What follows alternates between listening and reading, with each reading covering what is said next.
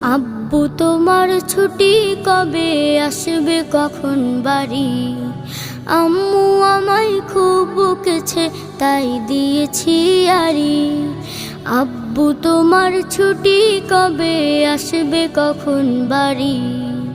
আম্মু আমায় খুব বকেছে তাই দিয়েছি আড়ি। বাসায় পড়ি, কোচিং করি, স্কুলেতেও পড়া, এত পড়ি তবু শাসন আম্মু ভীষণ করা।